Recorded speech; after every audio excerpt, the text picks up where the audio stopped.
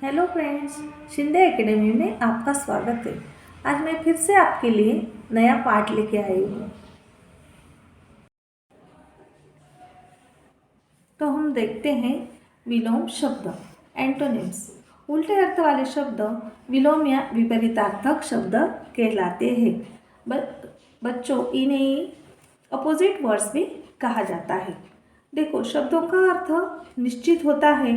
कभी कभी लिखते समय विरुद्ध या विपरीतार्थक शब्दों की भी आवश्यकता पड़ती है। कुछ विरोधी अर्थ प्रकट करने वाले शब्द नियमों से परे होते हैं और शब्दों में अन, उप, अब, उत, क, गैर, दूर, नी, परा, प्रवि आदि शब्दों का उपसर्ग लगाकर विरोधी शब्द बनाए जाते हैं। तो कुछ शब्द मैं आपको यहाँ पढ़ के दिखाती हूँ।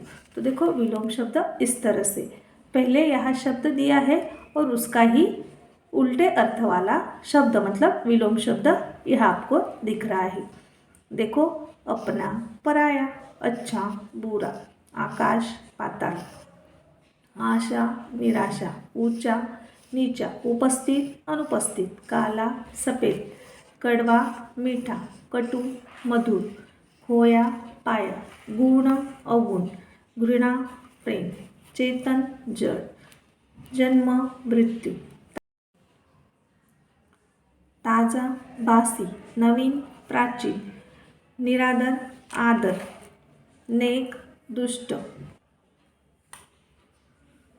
और भी कुछ शब्द है जो आपको यहाँ दिख रहे हैं। इस तरह से अंधेरा, उजाला, आय, व्यय, आलस्य, चुस्ती, उत्तीर्ण, अनुत्तीर्ण, उत्तर, दक्षिण, एकता, अनेकता, कोमल, कठोर, कंजूस, दानी, कच्चा, पक्का, खिलना, मुरझाना, गम, खुशी, घटना, बढ़ना, जय, पराजय, जीत, हार, नया, पुराना, निराकार, साकार, निरोगी, रोगी, पाप, पुण्य। इनके जैसे कुछ शब्द हैं जो यहाँ आपको मिल जाएंगे। देखो, इस तरह से आपको भाषा में बहुत सारे विपरीतार्थक शब्द मिल जाते हैं। तो चलो हम देखते हैं पर्यायवाची शब्द मतलब सिनोनिम्स। समान अर्थ वाले शब्द पर्यायवाची शब्द कहलाते हैं। देखो, समान या पर्यायवाची शब्द का मतलब है एक ही अर्थ को प्रकट करने वाले शब्द या बदले में आने वाले शब्द। तो चलो, यहाँ कुछ शब्द है जो हम अभी देखते हैं। यहाँ देखो, आग, आग को अग्नि, पावक, अनल, दहन भी कहा जाता है। यह है अमृत, इसे सुधा, पीयूष, अमीन, सोम भी कहा जाता है। तो कुछ शब्दों की यहाँ हम वाचन करेंगे। आँख, नेत्र, नयन, लोचन, चक्षु, आकाश, गगन, नभ, अंबर, व्योम, आनंद, हर्ष, उल्लास, प्रमोद, आमोद, आभूषण, गहना, अलंकार, आभरण, भूषण, इंद्र, सुरपति, देवेश, सुरेश, देवेंद्र, ईश्वर, परमात्मा, परमेश्वर, प्रभु, जगदीश, उपवन, बाग, बगीचा, उद्यान, वाटिका, कपड़ा, अंबर, वस्त्र, वसन, चीर, कमल, सरोज, नीरज, जलज, अंबुज, किनारा, तट, कुल, तीर, कगार, केश, बाल, अलग, कच, कुंतल, गंगा, सुरसरिता, देवनदी, भगीरथी, मंदाकिनी, गाय, धेनु, गौ, सुरभि, गो, घर, गेह, गृह, निकेतन, धाम, घोड़ा, अश्व, तुरंग, हय, बाजी, चंद्रमा, शशि, इंद्र, विधु, सुधाकर। यहाँ देखो, कुछ शब्दों की आपको यहाँ पे लिस्ट मिल जाएगी। तो इस तरह से यह शब्द है।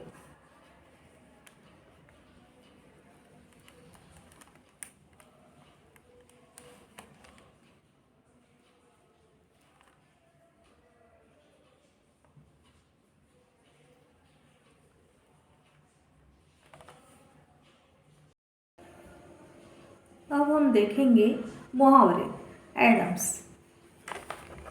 यहाँ देखो, जब कभी किसी बात को सीधे ढंग से न कहकर किसी विशेष अर्थ वाले वाक्यांश से कहा जाता है तो वह बात और भी रोचक बन जाती है। ऐसे वाक्यांशों को मुहावरा कहते हैं। जैसे कि आज काम करते करते मेरा अंग अंग ढीला हो गया है, तो इस वाक्य में ये अंग अंग ढीला होना ही एक मुहावरा है। जैसे कि भाषा की शुद्धता के लिए हमें व्याकरण की आवश्यकता है और उसका सौंदर्य बढ़ाने के लिए मुहावरे सहायक होते हैं।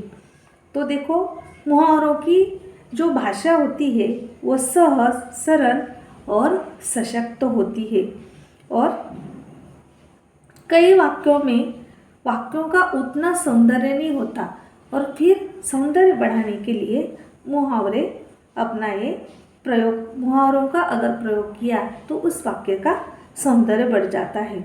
जिस तरह से देखो, पानी पानी होना, मुहावरे में पानी पानी से कोई संबंध नहीं है, लेकिन उसका अर्थ है लज्जित होना।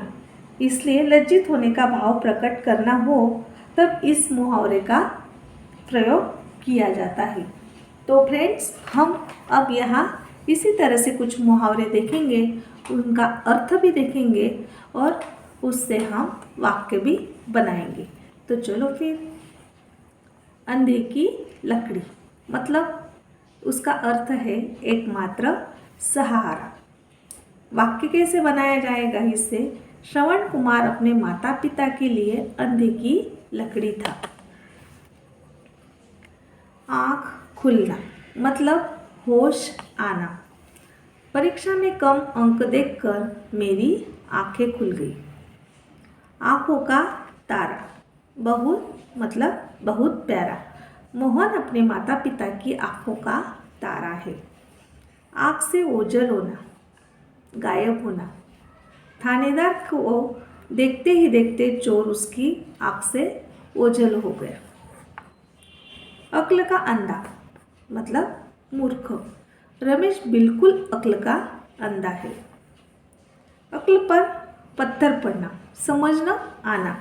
रावण की अक्ल पर पत्थर पड़ गए थे जो वह सीता जी को उठा लाया। कान पर जू न रेंगना, कोई असर न होना। दर्शन को कितना ही समझाओ, उनके कान पर जू भी नहीं रेंगती। किस्मत चमकना, भाग्य खुलना। लॉटरी निकलते ही संजय की किस्मत चमक गई। चंपत होना, मतलब भाग जाना। पुलिस को देखते ही चोर चंपत हो गया। देखो, यहाँ भी कुछ मुहावरे हैं, उनका अर्थ और वाक्य। तो देखो, इस तरह से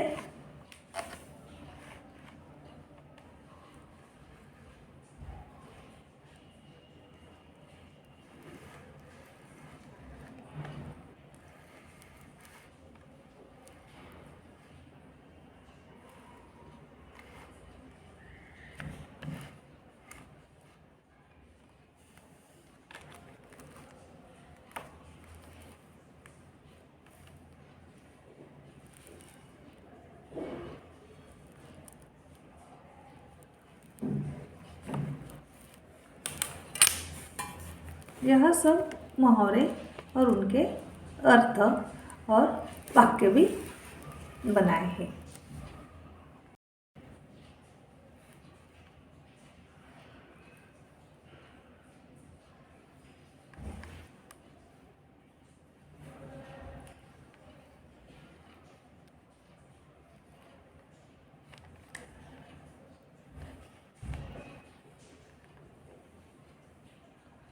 इस तरह से हम भाषा में इन मुहावरों का वाक्य में प्रयोग करते हैं और उनका उपयोग होता है। ओके, मैं आशा करती हूँ कि यहाँ तक आपको यह अच्छी तरह से समझ में आया होगा। तो आज का पाठ हम यही समाप्त करते हैं। मिलते हैं अगले लेसन में। आपको और भी इसी तरह नए नए वीडियो देखने के लिए शिंदे एकेडमी चैनल को लाइक करो। अभी तक सब्सक्राइब नहीं किया होगा तो सब्सक्राइब करो और अपने फ्रेंड्स को भी शेयर करो। Thank you for watching.